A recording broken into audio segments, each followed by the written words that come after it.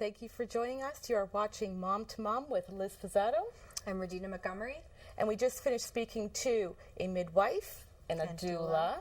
And we had a segment on fitness during pregnancy and after pregnancy. And now I'd like to welcome Sue McKechnie.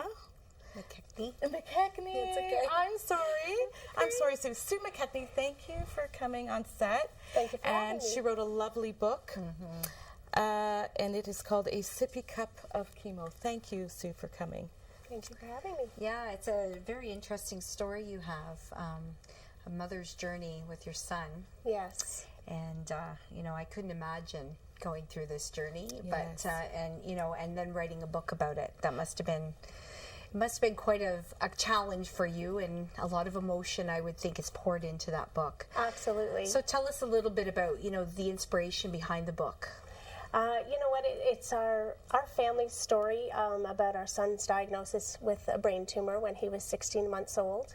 Shawn passed away 6 years ago. So it's the first half of the book is really about our journey with his diagnosis and being at Sick Kids and living at Ronald McDonald House and having another child. And here we were trying to juggle one of us having to live in the city with Shawn and him going through all of the stuff that he was going through, and the other one of us being here in Orangeville and trying to create normal for our daughter. And it's really the first half is about all the treatments and all the various things he goes through, the radiation and chemo, and really, from a child's perspective, because it really is a devastating thing, and it's more common than any other childhood illness put together. Right. I had no idea. Yes. So talk a little bit about, how did that happen? How did you find out about the illness, and how long was that journey with Shawn?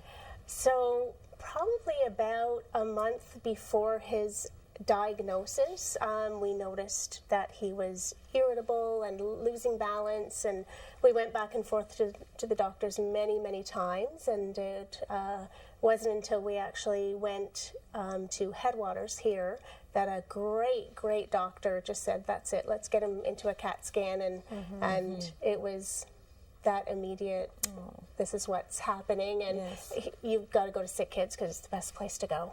Absolutely. And so, it's a phenomenal hospital. But what's that feeling, Yes. though? Could you imagine being a mom? I couldn't imagine. How did that, how did Must you have feel? been devastating.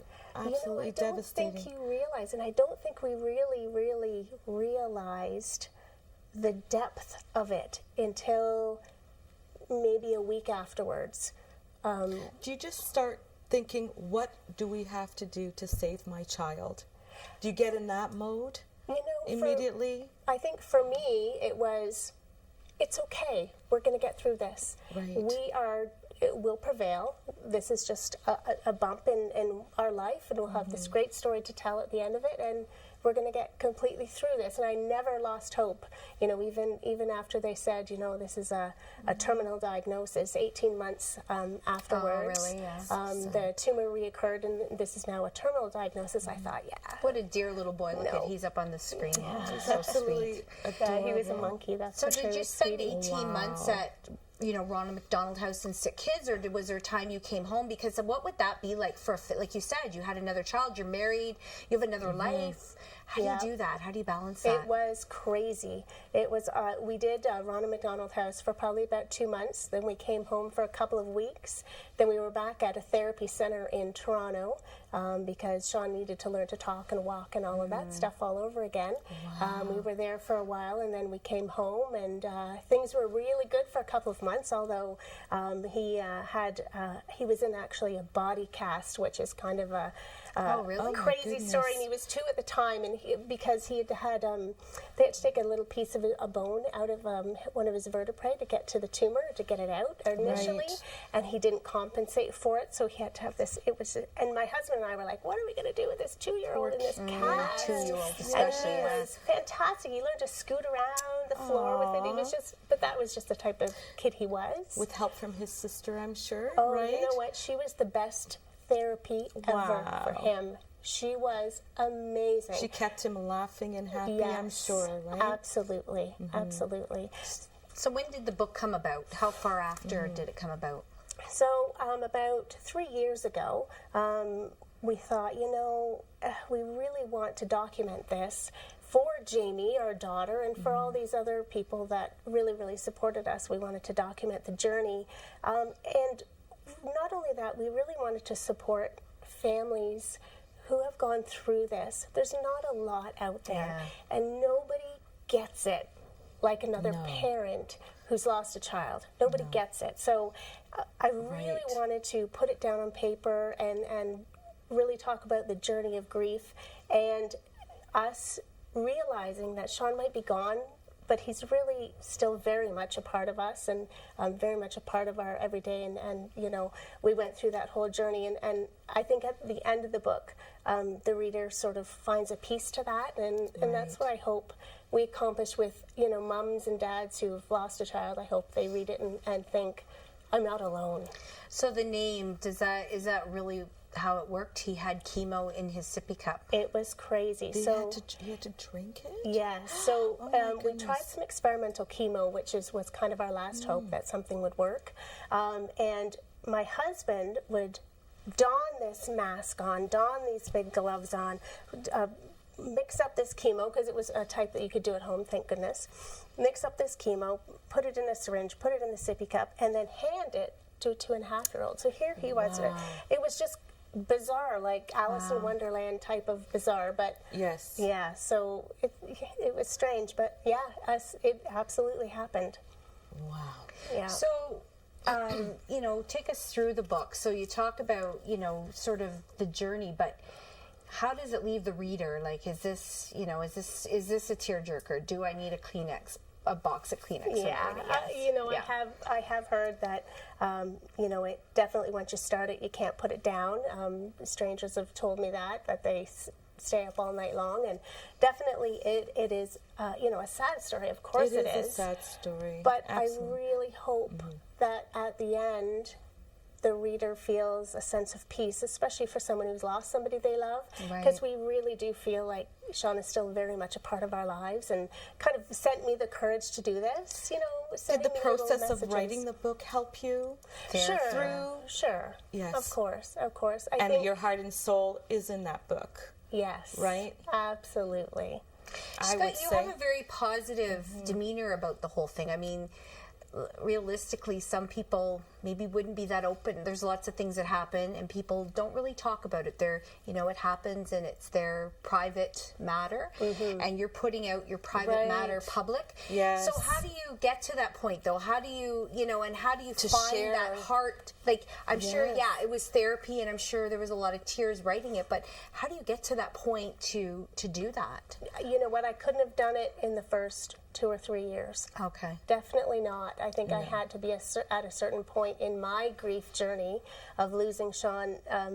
I had to be at a certain point, and then I think the influence was I really wanted to share this story with my daughter. I want her to be an older child, because she was 5 when Shawn passed away, so she doesn't really remember a lot, right? So I really wanted to, give this to her. So that was my motivation, but throughout this journey, you meet all sorts of different families that go through these things too, and I really wanted to give them something as well. So, and the proceeds from the book go to Megan's Walk. Right. You have raised $50,000, right, so far. Well, we started Megan's Walk, actually the first year we did it was, Shawn was with us. The very first year. It is this amazing event, and a week after Shawn was diagnosed, I was looking out his hospital window at Sick Kids, and there's all these people in these wonderful t-shirts, and they're in this symbolic hug. They're holding hands around the hospital, and the nurse said, they're all supporting brain tumor research at Sick Kids. And I thought, oh my God, next year I'm going to do that.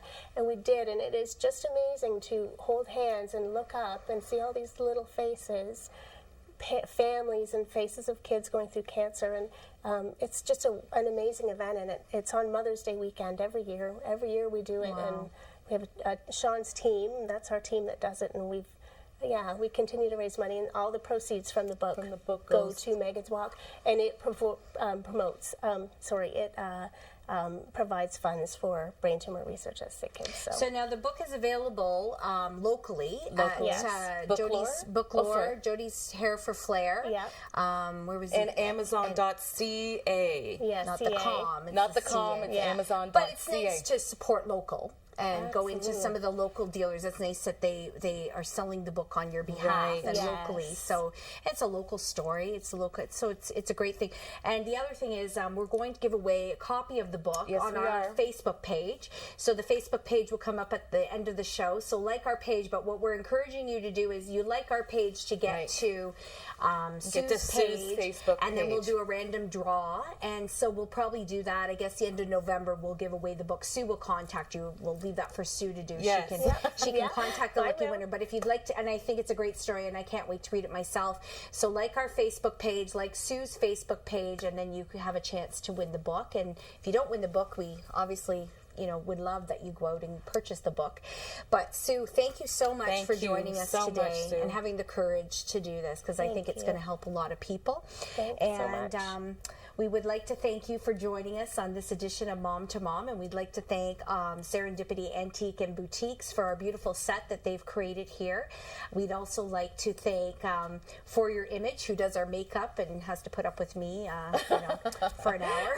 That's about Both what of it us. takes. Both of Poor us. girl. And we'd like to thank we have an intern now. Woo! Yay, so we take some of this stuff off. So we'd like to thank Alice for helping Yes, us prepare she the has script. helped. Yes, Yes, she's did done a some great research, job. and it's been great. And we'd like to thank you, our viewer, for tuning in each week or each month and watching our show. Thank you for joining us, and have a great day. Bye.